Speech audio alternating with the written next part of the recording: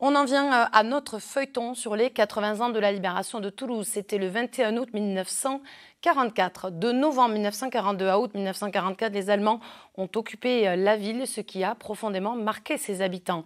Troisième épisode signé Juliette Merin avec Eric Horevitz. Il y a 80 ans, dans cette rue de Toulouse, se sont déroulés les derniers combats pour la libération de la ville. Les Allemands avaient reçu l'ordre de se replier vers le nord.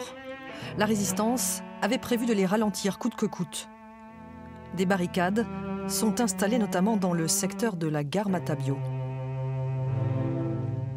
On a des résistants qui sont déjà présents sur place. Ils sont estimés à, sur l'ensemble de Toulouse, naturellement pas juste sur Matabiau, mais ils sont estimés à un gros millier, 1000 à 1500 personnes. On fait appel aux maquis environnants en dehors de Toulouse, mais également qui peuvent venir de la Montagne Noire, des Pyrénées, en tout cas du Piémont pyrénéen, et on estime qu'il peut y avoir 6000 hommes à peu près en renfort. Il va y avoir aussi des Toulousains ordinaires qui vont participer à ces affrontements. Toulouse est délivrée des Allemands. La population détruit les symboles nazis. Le 21 août, un défilé populaire est improvisé dans les rues pour célébrer cette victoire. Mais la guerre n'est pas finie. Dans la région, l'action des forces françaises de l'intérieur continue sous l'autorité de Serge Ravanel, alors âgé seulement de 24 ans. J'étais commandant des FFI, j'avais 50 000 hommes sous mes ordres. Qu'est-ce qu'il fallait en faire? Eh bien, il fallait en faire deux choses. Premièrement, les envoyer sur le front.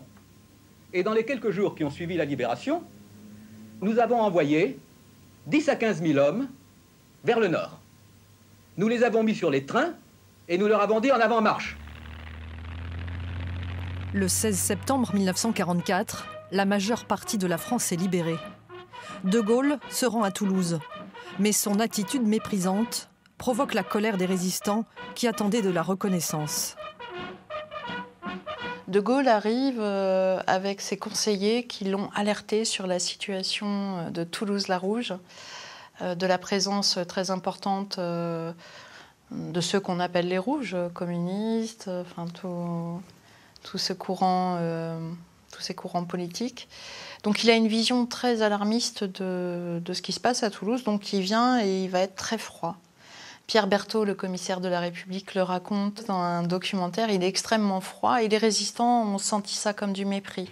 Les FFI n'étaient pas contents et moi j'allais, je venais, j'entendais ce qui se passait dans le salon à côté ou ceux qui avaient été reçus et trouvaient-ils mal reçus.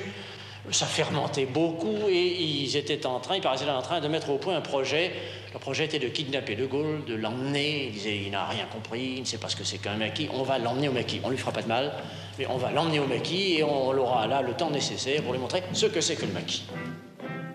Le commissaire de la République, Pierre Berthaud, parvient finalement à calmer les résistants et le général de Gaulle assiste le lendemain matin avant son départ à un grand défilé des hommes qui se sont battus pour libérer la France.